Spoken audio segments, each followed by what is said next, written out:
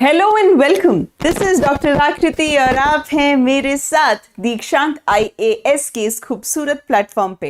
Hello and good evening everyone, very good evening.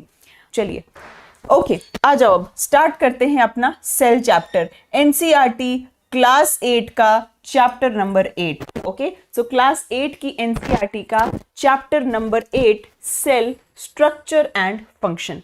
तो cell के बारे में बात करेंगे। चलिए, क्या है भाई सेल? सेल क्या है? कुछ नहीं है। आप जिस कमरे में बैठे हैं वो किस चीज की बनी है? वो एक ईंट से बनी होगी, यानी वो एक ब्रिक से बनी होगी, है ना? सभी लोग मानते हैं।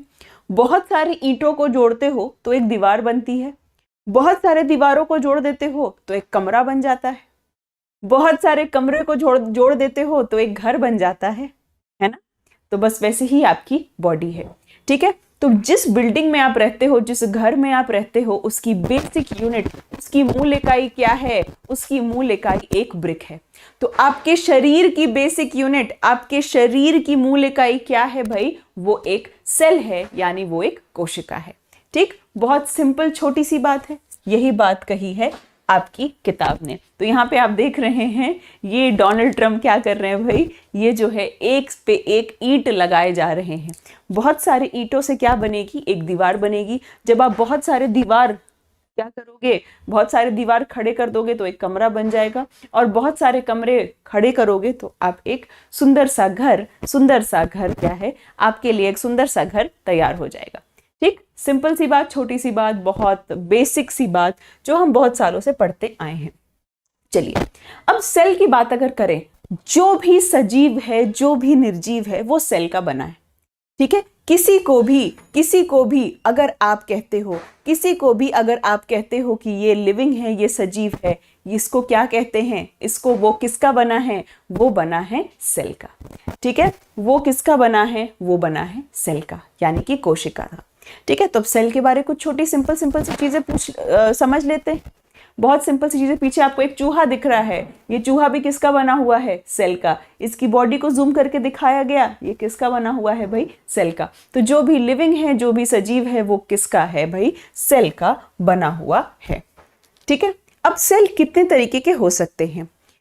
Depending on the number, cells की नंबर भी अजीब से हो सकते हैं, एक या एक से ज्यादा।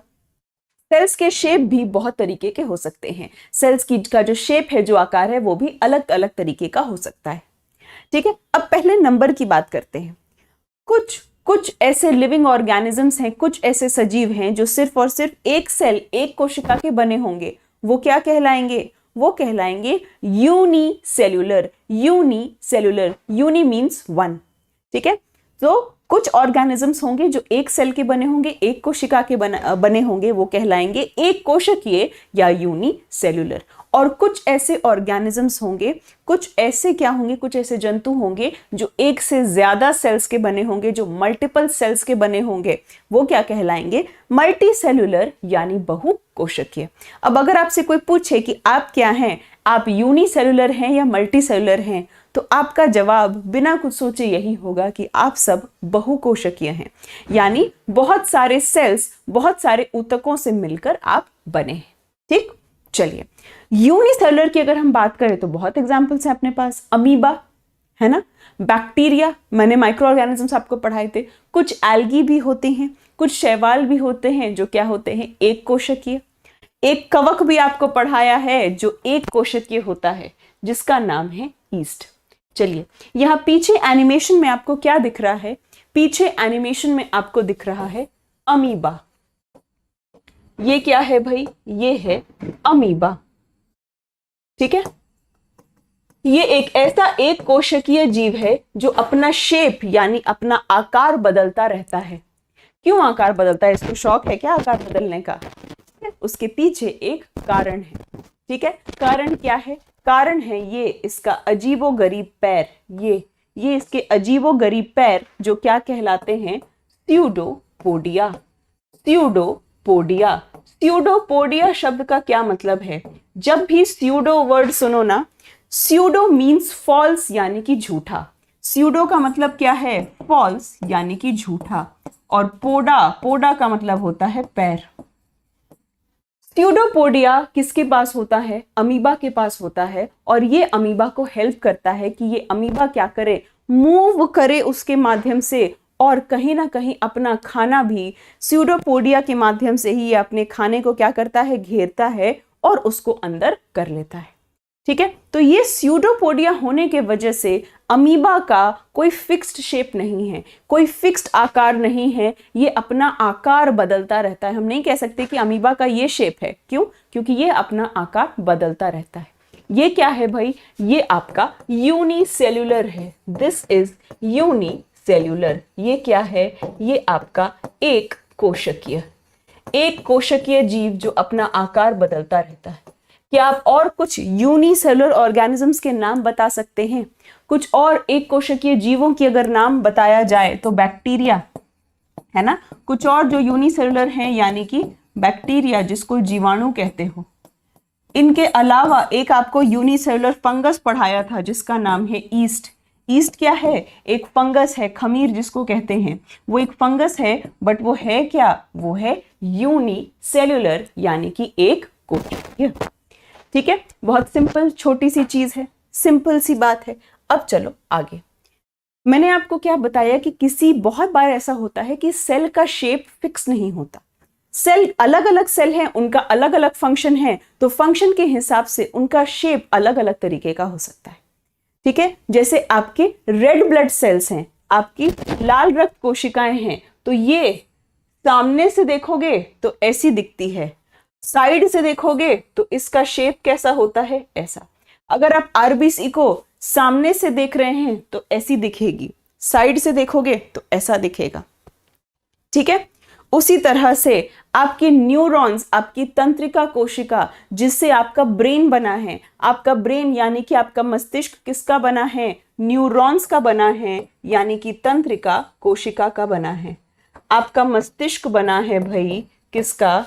तंत्रिका कोशिका का, यानी न्यूरॉन्स का। ठीक है, न्यूरॉन्स का। और ये न्यूरॉन्स आपके शरीर की ही नहीं, हर जगह की लॉन्गेस्ट सेल है। ठीक है, अगर आपसे पूछा जाए सबसे लंबी कोशिका सबसे लंबी कोशिका का नाम बताइए, longest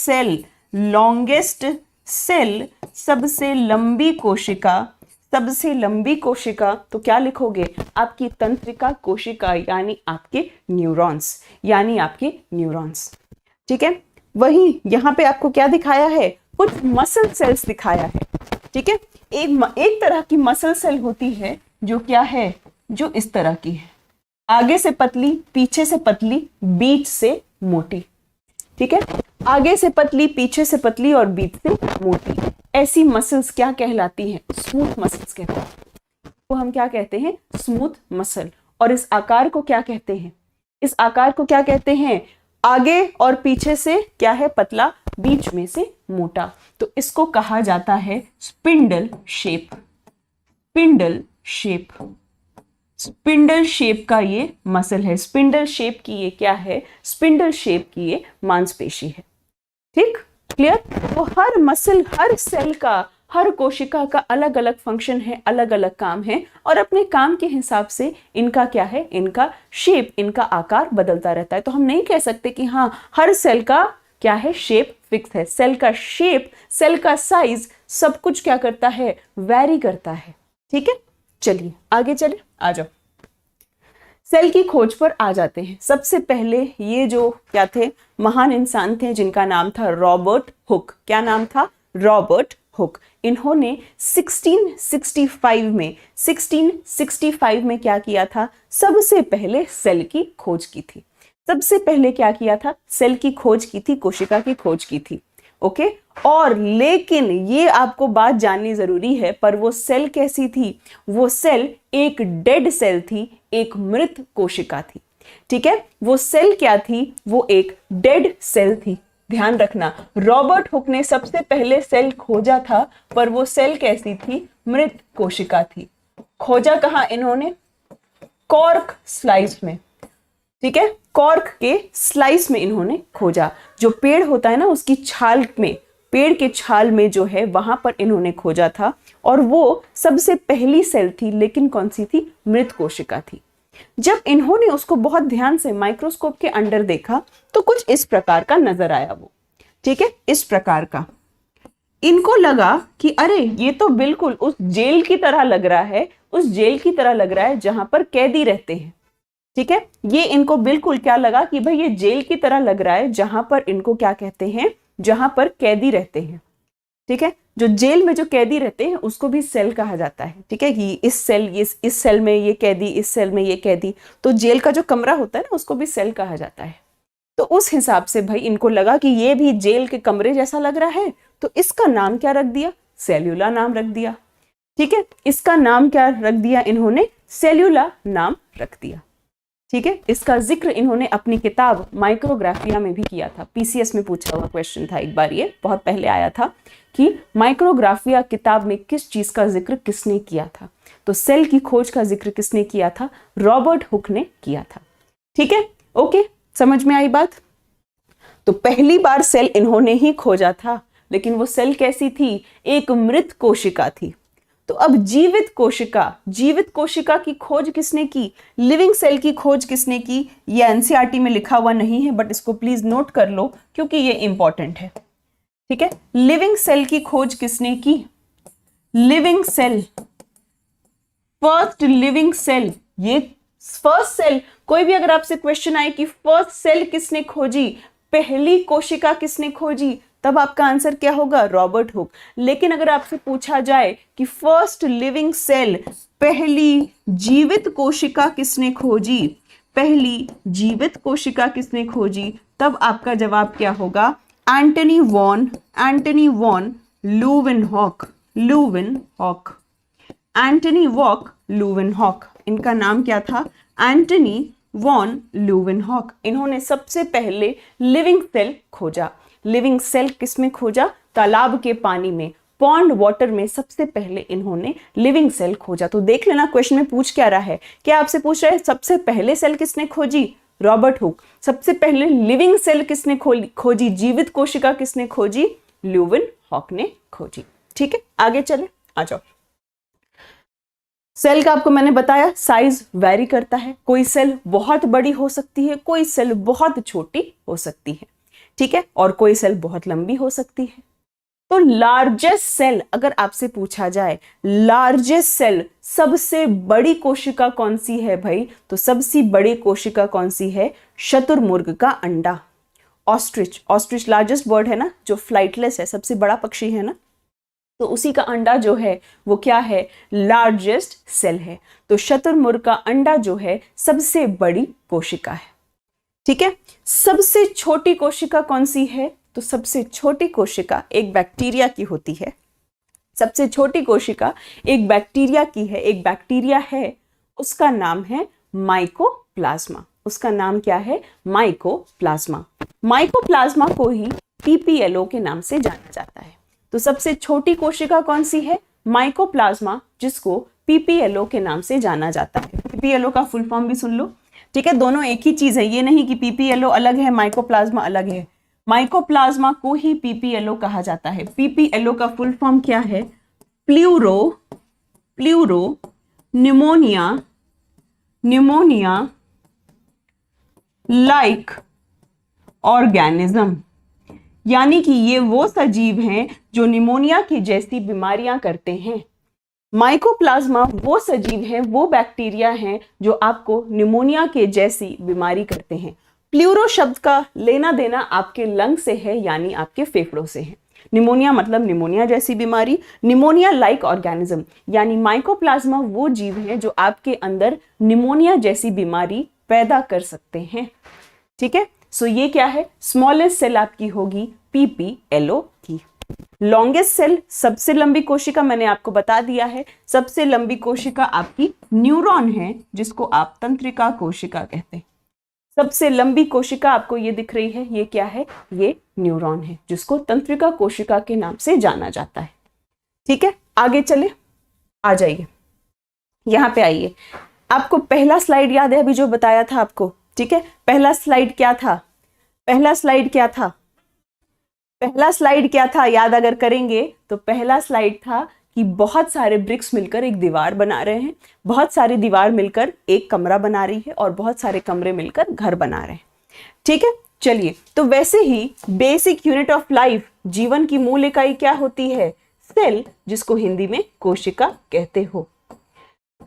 group of similar sales, एक जैसी कोशिकाओं का समूह, एक जैसी कोशिकाओं का समूह टिश्यू कहलाता है, जिसको हिंदी में ऊतक कहते हो। ठीक है, एक जैसे ऊतकों का समूह, एक जैसे ऊतकों का समूह क्या बनाएगा? अंग बनाएगा। Group of similar type of tissue, एक जैसे टिश्यूज मिलकर एक कोई ऑर्गन बनाएंगे। और बहुत सारे ऑर्गन, है ना, बहुत सारे ऑर्गन मिलकर एक ऑर्गन सिस्टम यानी कि अंग तंत्र बनाएंगे, है कि नहीं? आपका डाइजेस्टिव सिस्टम बनता है आपके स्टमक से, लिवर से, गॉल ब्लैडर, पैनक्रियास, सारी चीजों से बनता है। ठीक है, तो बहुत सारे ऑर्गन मिलकर एक ऑर्गन सिस्टम बनाएंगे यानी कि अंग तंत्र बनाएंगे, और बहुत सारे अलग अलग ऑर्गन सिस्टम मिलकर एक ऑर्गेनिज्म यानी कि एक सजीव को बना देंगे।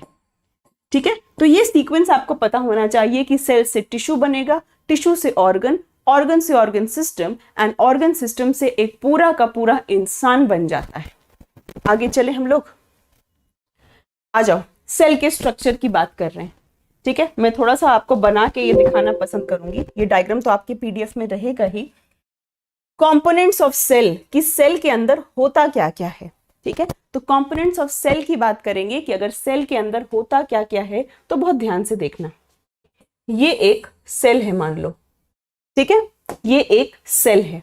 सेल के जस्ट बाहर, सेल के जस्ट बाहर क्या होती है? Cell membrane. ये जो आपको येलो में सर्कल दिख रहा है, ये क्या है? ये सेल मेम्ब्रेन है। और सबसे बाहर होती है आपकी सेल वॉल। तो अगर मैं इसको लेबलिंग करूं तो सबसे बाहर वाली लेयर क्या कहलाती है? इंग्लिश में सेल वॉल, हिंदी में क्या कहते हैं इसको? हिंदी में कहते हैं कोशिका भित्ति। हिंदी में क्या कहते हैं? कोशिका भित्ति। ठीक है, ये येलो वाली क्या कहलाएगी? Cell membrane.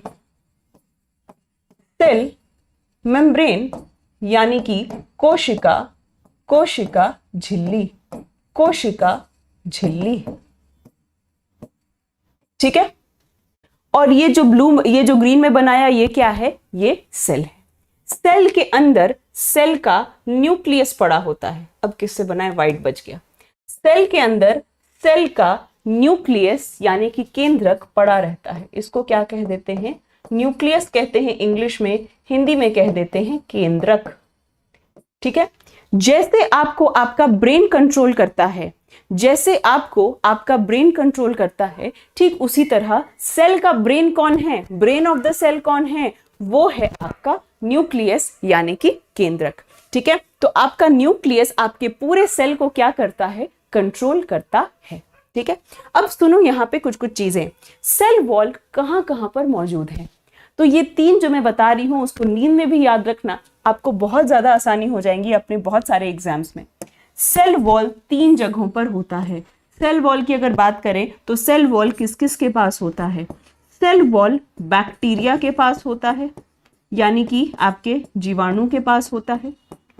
Cell wall plants के पास होता है, भाई जितने भी प्लांट्स हैं, जितने भी पादप हैं, जितने भी पौधे हैं, सबके पास क्या होगा भाई? सेल वॉल होगा। और तीसरी चीज है फंगस यानी कि कवक। फंगस यानी कि कवक जो आप पढ़ते हो, उसके पास भी सेल वॉल होता है। आप प्लीज इस इंफॉर्मेशन को याद रखेंगे कि यहाँ पे स्टार मार्क करेंगे कि सेल वॉल कहाँ कहाँ पर मौजूद होता है। इन सब के अलावा कोई आपसे पूछे कि आपके पास सेल वॉल है, क्या आपके पास सेल वॉल है? जी नहीं, आपके पास सेल वॉल नहीं है। और यही प्लांट सेल और एनिमल सेल, जंतु कोशिका और पौधे की कोशिका के बीच सबसे बड़ा अंतर यही है। और ये क्वेश्चन आपको यूपीएससी 2020 के प्रीलिम्स में आया हुआ था। हंसी आएगी ना आपको जान के कि 8वीं कक्षा की एनसीईआरटी जो मैं बिल्कुल बेसिक लेवल की पढ़ा रही हूँ, बिल्कुल बेसिक लेवल की जो आपको एनसीईआरटी पढ़ा रही हूँ, इससे रिलेटेड क्वेश्चन आपको यूपीएससी प्री 2020 का यूपीएससी प्रीलिम्स का पेपर उठा के देखिए, ये आपको क्वेश्चन मिलेगा, major difference between plant cell and animal cell. ठीक है, पादप कोशिका जंतु कोशिका के बीच सबसे बड़ा अंतर क्या है? तो यही अंतर है कि प्लांट्स के पास सेल वॉल होती है, आपके पास सेल वॉल नहीं होती। लेकिन सेल मेम्ब्रेन यानी कोशिका झिल्ली सभी के पास होती है। ठीक है, सभी के पास होती है। ठीक, सेल वॉल का काम क्या होगा? इस शेल को, इस सेल को क्या देना? इस सेल को शेप देना। ठीक है, इस सेल को क्या देना? शेप देना, यानी कि आकार देना। एक आकार देना, शेप देना, ये काम होगा वॉल का। वॉल क्या करता है? वॉल आपको शेप देता है, आकार देता है, आपको प्रोटेक्ट करता है, आपकी रक्षा करता है। ठीक उसी तरह सेल वॉल भी क्या करेगा? सेल को, सेल की रक्षा करेगा। अब आ जाओ सेल मेम्ब्रेन पे। ठीक है, सेल मेम्ब्रेन, सेल मेम्ब्रेन कहाँ है? हर जगह सेल मेम्ब्रेन है। जो भी सेल है सबके पास सेल मेम्ब्रेन है। दुनिया में किसी भी तरह की सेल हो, दुनिया में किसी भी तरह की सेल हो, सबके पास सेल मेम्ब्रेन यानी कि कोशिका झिल्ली होगी ही होगी। क्या काम है सेल मेम्ब्रेन का? क्या आप मेरी बात से सहमत होंगे अगर मैं ये कहूं कि सेल को कुछ पोषक तत्व और ऑक्सीजन चाहिए? सेल के अंदर भी कुछ ऐसे वेस्ट होंगे जो उसको बाहर निकालने की जरूरत है, और कुछ ऐसी चीजें हैं जो बाहर से उनको अंदर चाहिए, है ना? कुछ ऐसी चीज हैं जो उनको बाहर से अंदर चाहिए। ठीक है, ओके। तो यही काम आपका सेल मेम्ब्रेन करता है। चीजों की आवाजाही, चीजों की आवाजाही को कौन नियंत्रित करता है? सेल मेम्ब्रेन, ताकि बाहर से चीजें कुछ सेल के पास आ पाए, सेल में जो क्या बने, जो वेस्ट बने, जो बेकार चीजें बनी, वो सेल से बाहर जा सके। ठीक है, तो इन सब का काम कौन करता है? आपका सेल मेम्ब्रेन यानी कि कोशिका झिल्ली। ठीक है, अब सेल के अंदर फ्लूइड होता है, द्रव होता है, जो क्या कहलाता है? साइटोप्लाज्म। ठीक है, जो हिंदी में कहलाता है कोशिका द्रव। जो हिंदी में क्या कहलाता है? कोशिका द्रव के नाम से जाना जाता है। हर सेल के अंदर, दुनिया में किसी भी तरह का सेल हो, दुनिया के किसी भी तरह का सेल हो, सबके पास क्या होता है? साइटोप्लाज्म होता है यानी कि कोशिका द्रव मौजूद होता है। ठीक है, साइटो वर्ड का मतलब क्या है? यहां पे देखिएगा, साइटोप्लाज्म मैंने वर्ड लिखा। साइटो शब्द का मतलब ही है सेल, और प्लाज्म शब्द का मतलब क्या है? पानी जैसी कोई द्रव चीज। ओके, फ्लूइड या पानी जैसी कोई चीज। तो सेल के अंदर जो फ्लूइड है वो क्या कहलाएगा? साइटोप्लाज्म कहलाएगा। ठीक है, तो आपके सेल के अंदर साइटोप्लाज्म यानी कि कोशिका द्रव मौजूद है, और इसी के अंदर बहुत सारे सेल ऑर्गेनेलीज हैं। ठीक है, बहुत सारे क्या हैं? Cell organelles. बहुत सारे सेल ऑर्गेनेलीज हैं जिनको कोशिकांग कहते हैं। जैसे आपके शरीर के अंदर बहुत सारे अंग हैं, है ना? आपका हार्ट है, आपका लिवर है, आपका गॉल ब्लैडर है।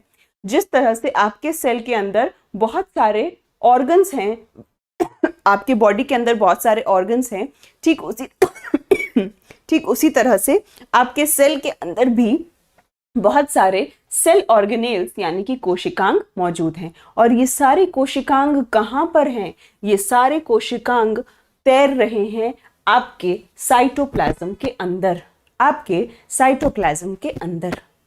ठीक, सारी इंफॉर्मेशन है यहाँ पे जो आप लोगों को पता होगी। चलो, एक और शब्द, साइटोप्लाज्म तो आपने सुन लिया, एक और इससे मिलता जुलता शब्द कौन सा है?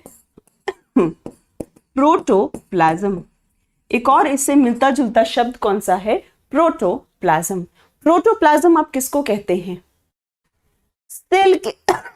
सेल के अंदर जो भी फ्लूइड है, जो भी द्रव है, वो एक साथ प्रोटोप्लाज्म कहलाता है। ठीक है, वो क्या कहलाता है? प्रोटोप्लाज्म। तो प्रोटोप्लाज्म में दो चीजें आती हैं। साइटोप्लाज्म तो आएगा ही, साथ ही साथ क्या आएगा? न्यूक्लियस भी आएगा। ठीक है, तो प्रोटोप्लाज्म दो चीजों से मिलकर बनेगा। आपका साइटोप्लाज्म केंद्रक द्रव तो आएगा ही, या कोशिका द्रव तो आएगा ही, साथ ये न्यूक्लियस भी आएगा। तो इन दोनों चीजों को मिलाकर यानी हम कह सकते हैं कि protoplasm is cytoplasm plus nucleus. ठीक है, दोनों को इकट्ठे हम क्या कहते हैं? प्रोटोप्लाज्म के नाम से जानते हैं। तो साइटोप्लाज्म प्लस न्यूक्लियस, जिसको हिंदी में आप केंद्रक कहते हो, ये दोनों चीजें मिलाकर प्रोटोप्लाज्म के नाम से जानी जाती हैं। ठीक, तो यहाँ पे हमने सेल के बारे क्या क्या पार्ट्स पढ़े। सबसे बाहर वाली लेयर कौन सी है? Cell wall. कहाँ कहाँ पर मौजूद है? बैक्टीरिया में, प्लांट्स में और साथ ही साथ फंगस में यानी कि कवक में। ठीक है, दूसरी चीज कौन सी पढ़ी? सेल मेम्ब्रेन, कोशिका झिल्ली हर जगह मौजूद है, चीजों की आवाजाही को क्या करती है? नियंत्रित करती है। तीसरी चीज क्या पढ़ी? साइटोप्लाज्म यानी कोशिका द्रव, इसी के अंदर सारे के सारे सेल ऑर्गेनेल्स रखते हैं। ठीक है, चौथी चीज क्या पढ़ी? न्यूक्लियस, न्यूक्लियस को कहा जाता है ब्रेन ऑफ द सेल। ठीक है, कोशिका का मस्तिष्क, क्योंकि न्यूक्लियस इस सेल को कंट्रोल करता है। और पांचवी चीज हमने क्या पढ़ी? प्रोटोप्लाज्म। प्रोटोप्लाज्म दो चीजों से मिलकर बनता है, साइटोप्लाज्म प्लस न्यूक्लियस। ठीक है, सेल ऑर्गेनेल्स के बारे 8th की जो आपकी एनसीईआरटी है वो आपको बहुत डिटेल नहीं बताती। ठीक है, बहुत डिटेल नहीं बताती, तो हम अभी इसी के हिसाब से चलेंगे। जब 10th वगैरह की एनसीईआरटी आएगी तब हम सारे सेल ऑर्गेनेल्स को डिटेल में कवर करेंगे। ठीक है, आ जाइए यहाँ पे। ठीक है, ये आपको एक सेल दिख रहा है, थोड़ा सा देख लेते हैं सेल ऑर्गेनेल्स। ये क्या है? न्यूक्लियस। ठीक है, ये क्या है भाई? न्यूक्लियस है। ये आपको जो दिख रहा है ये है माइटोकॉन्ड्रिया। ये क्या है? माइटोकॉन्ड्रिया। माइटोकॉन्ड्रिया को ही power house of the cell कहा जाता है ना? माइटोकॉन्ड्रिया को ही power house of the cell कहा जाता है क्योंकि इसी के अंदर एरोबिक रेस्पिरेशन, श्वसन की जो प्रक्रिया है वो इसी माइटोकॉन्ड्रिया के अंदर ही होती है। ठीक है, yes, this is your nucleus. ये आपका माइटोकॉन्ड्रिया ये कहलाता है मैं सिर्फ अभी आपको नाम बता रही हूं, एंडोप्लाज्मिक रेटिक्यूलम। Endoplasmic reticulum. ठीक है, यहां पे ये दाने दाने जैसी चीज क्या फेंके हुए हैं? राइबोसोम। राइबोसोम को आप क्या कहते हैं? राइबोसोम को आप कहते हैं प्रोटीन फैक्ट्री, क्योंकि राइबोसोम क्या बनाता है? अरे फैक्ट्री है, प्रोटीन की फैक्ट्री है तो प्रोटीन तो बनाएगा, है ना? तो राइबोसोम क्या बनाएगा? राइबोसोम बनाएगा प्रोटीन। ठीक, ओके, इसीलिए राइबोसोम को क्या कहा जाता है? Protein factory. चलिए आ जाइए। प्रोटोप्लाज्म को जीव द्रव कहते हैं, दो चीजों से मिलकर बना होता है, साइटोप्लाज्म और न्यूक्लियस। बात आपको बता चुकी हूं मैं। इसी को living substance of the cell कहा जाता है। प्लीज इसको स्टार मार्क करेंगे।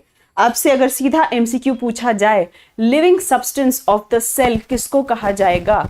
Living substance of the cell, तो आप क्या कहेंगे? वो किसको कहा जाएगा?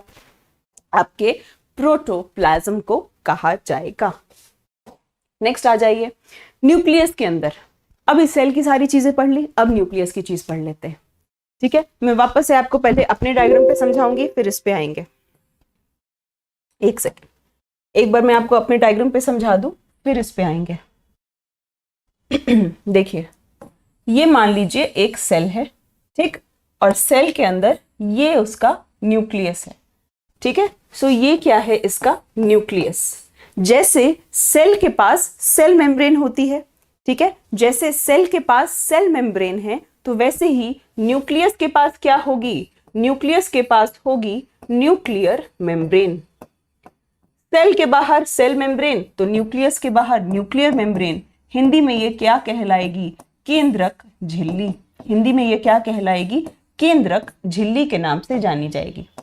ठीक है, न्यूक्लियस के अंदर, सेल के अंदर जो फ्लूइड है, सेल के अंदर जो फ्लूइड है वो क्या कहलाता है? साइटोप्लाज्म कहलाता है, क्योंकि cyto means cell and plasm means fluid. तो न्यूक्लियस के अंदर जो द्रव भरा होगा वो क्या कहलाएगा? न्यूक्लियोप्लाज्म। हिंदी में कहलाएगा केंद्रक द्रव। हिंदी में कहलाएगा केंद्रक द्रव। ठीक है, कोई दिक्कत तो नहीं हो रही? बहुत सिंपल सी बात है। जैसे सेल के पास सेल मेम्ब्रेन था और साइटोप्लाज्म था, तो न्यूक्लियस के पास भी न्यूक्लियर मेम्ब्रेन और न्यूक्लियोप्लाज्म है। ठीक है, जैसे सेल के पास सेल का एक न्यूक्लियस था, वैसे ही समझ लो न्यूक्लियस के पास उसका भी एक अजीब सा क्या है? न्यूक्लियस, जो कहलाता है न्यूक्लियोलस। क्या कहलाता है? न्यूक्लियोलस। हिंदी में कहते हैं केंद्रिका। हिंदी में क्या कहते हैं भाई? केंद्रिका के नाम से जाना जाता है। ठीक है, क्या क्या पढ़ा हमने? जैसे सेल में था वैसे ही इसकी कवरिंग न्यूक्लियर मेम्ब्रेन, इसके अंदर जो फ्लूइड है वो न्यूक्लियोप्लाज्म, इसके अंदर भी इसका न्यूक्लियस मौजूद है जो न्यूक्लियोलस कहलाता है। ठीक है, क्या कहलाता है? न्यूक्लियोलस कहलाता है। और इसके अलावा न्यूक्लियस के अंदर ऐसे धागे जैसी चीजें भी मौजूद होती हैं। ठीक है, ये धागे जैसी चीजें क्या कहलाती हैं? क्रोमैटिन। क्रोमैटिन के नाम से जानी जाती है। न्यूक्लियस के अंदर क्या है? न्यूक्लियोलस तो है ही, उसके साथ धागे जैसी चीज भी होती है जो क्रोमैटिन के नाम से जानी जाती है।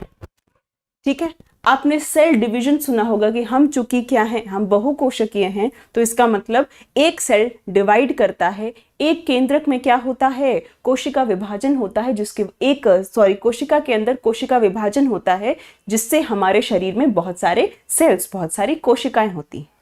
ठीक है, तो जब जब सेल डिवीजन होगा, जब जब कोशिका विभाजन होगा, यही क्रोमैटिन किस में बदल जाएगा? यही क्रोमैटिन क्रोमोसोम में बदल जाएगा, यानी कि गुणसूत्र में बदल जाएगा। कब? हमेशा नहीं। जब भी कोई सेल डिवाइड करेगा, जब भी किसी कोशिका में कोशिका विभाजन हो रही होगी, सिर्फ और सिर्फ उसी वक्त ये क्रोमैटिन किस में बदल जाएगा? क्रोमोसोम में बदल जाएगा। ठीक है, सिर्फ और सिर्फ उसी वक्त। ठीक, चलो। सो यहां पे हमने क्या पढ़ा? ये 3 चीजें पढ़ी और चौथी चीज हो गई ये क्रोमैटिन। चलिए अब वापस से अपने पुराने डायग्राम पे आ जाइए जो यहाँ पे आपको दे रखा था। यही न्यूक्लियोलस है ना? न्यूक्लियस का न्यूक्लियस, यही न्यूक्लियोलस। ये जो धागे जैसी चीज है ये क्रोमैटिन कहलाती है। न्यूक्लियस के अंदर क्या मौजूद है? न्यूक्लियोप्लाज्म। न्यूक्लियस की कवरिंग क्या कहलाएगी? न्यूक्लियर मेम्ब्रेन, यानी कि केंद्रक झिल्ली। क्लियर है यहां तक? क्लियर है यहां तक? यस, फटाफट से बताइए, जल्दी से बताइए। आ जाओ। ठीक है, नेक्स्ट आ जाइए। चलो अब यहां पे आओ। यहां पे आपको फिर से एक चीज समझानी है। यहां पे फिर से एक चीज समझिए। आपकी बॉडी सेल्स की बनी है ना? आपकी बॉडी भाई सेल्स की बनी है। सेल के अंदर न्यूक्लियस है, और जब भी सेल में डिवीजन होता है तो क्रोमैटिन किस में बदल जाता है? क्रोमोसोम में, यानी कि गुणसूत्र में। ठीक है, जब भी सेल में सेल डिवीजन होता है तो वो क्रोमैटिन बदल जाता है क्रोमोसोम में, यानी कि गुणसूत्र में।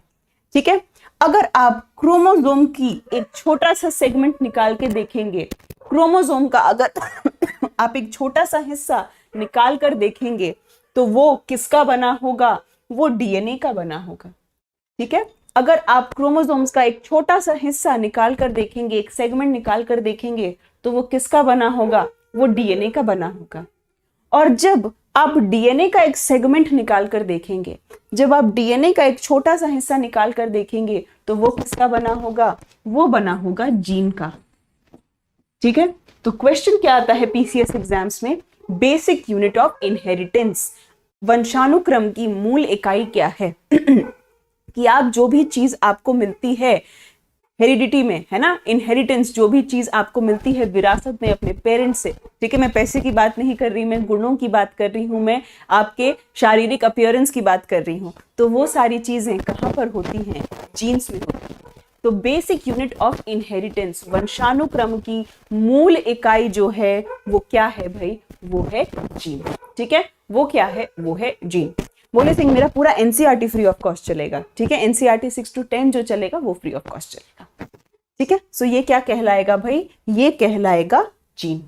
ठीक है, आगे चले तो कोई आपसे पूछे बेसिक यूनिट क्या है, तो क्रोमोसोम नहीं लिखोगे, डीएनए नहीं लिखोगे, क्या लिखोगे? जीन।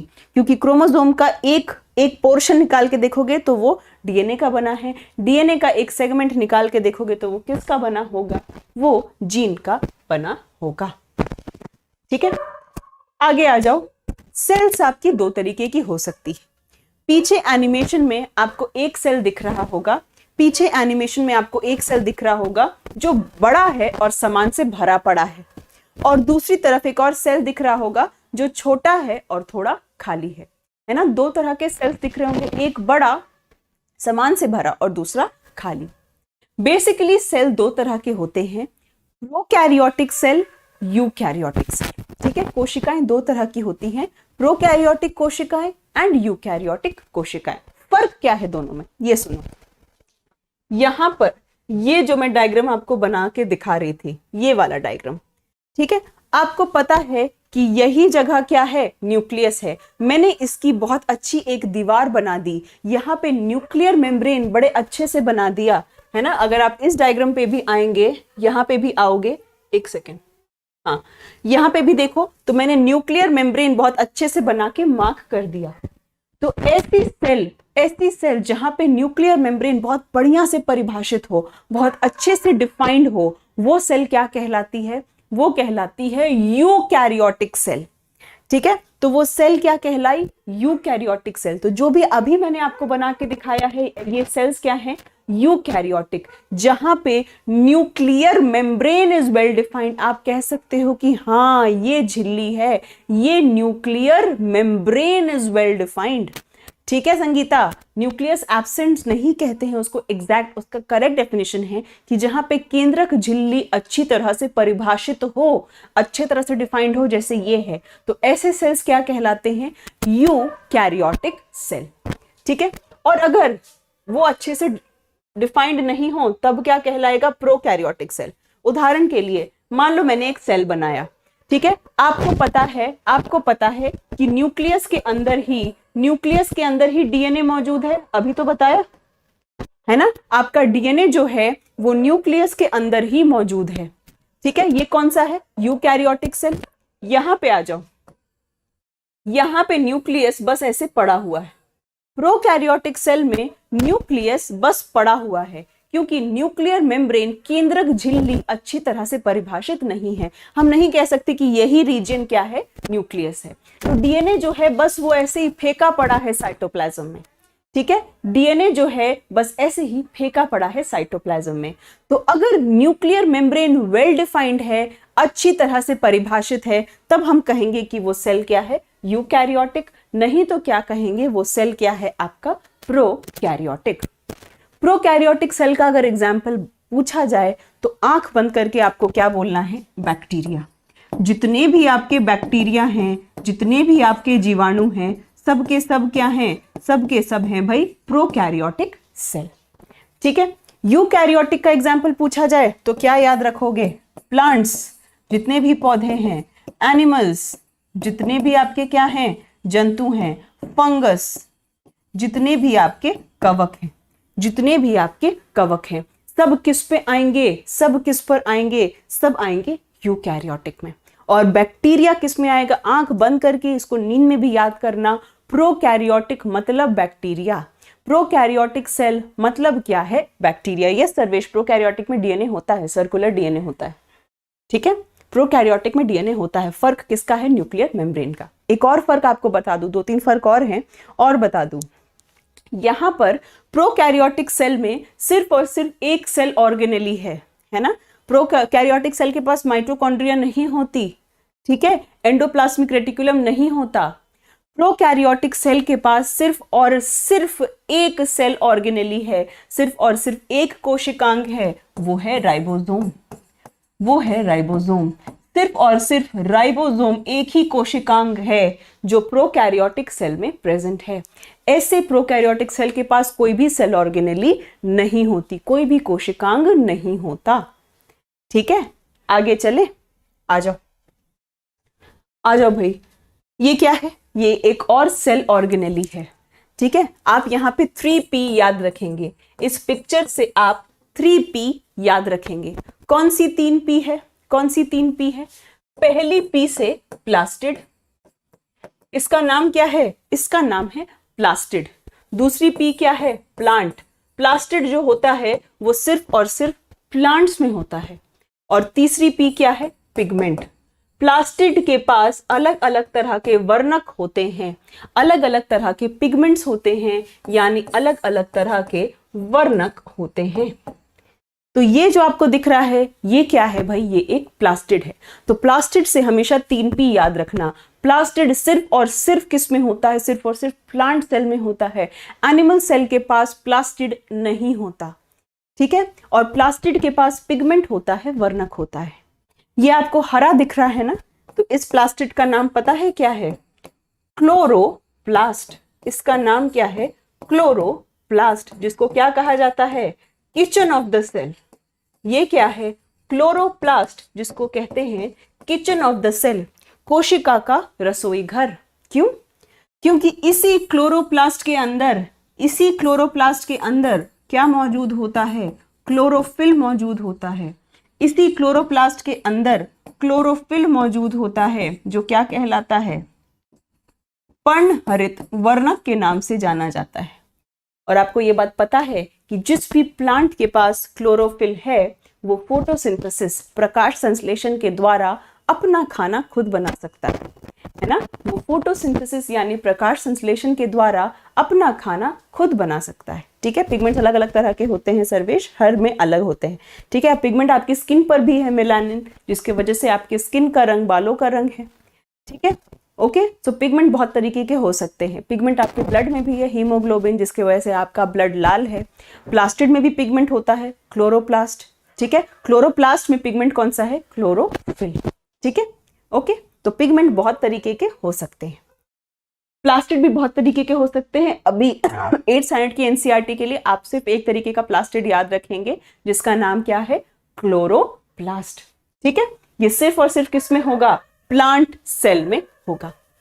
चलिए आइए प्लांट सेल और एनिमल सेल में कुछ डिफरेंसेस हैं, उनके बारे में बात करती हूँ। चलिए, प्लास्टिड के बारे तो हमने बात कर ली, एक और सेल ऑर्गेनेली के बारे में बात करेंगे। ये रहा, ये देख रहे हो क्या है, ये इतनी जगह लिया हुआ है, ये सेल ऑर्गेनेली, ये कोशिकांग इतनी जगह लिया हुआ है प्लांट सेल में। यहां पे तो ये चीज क्या है, इतनी छोटी सी है, यहां पे इतनी बड़ी, यहां पे इतनी छोटी। क्या है ये चीज, ये चीज कहलाती है वैक्यूल।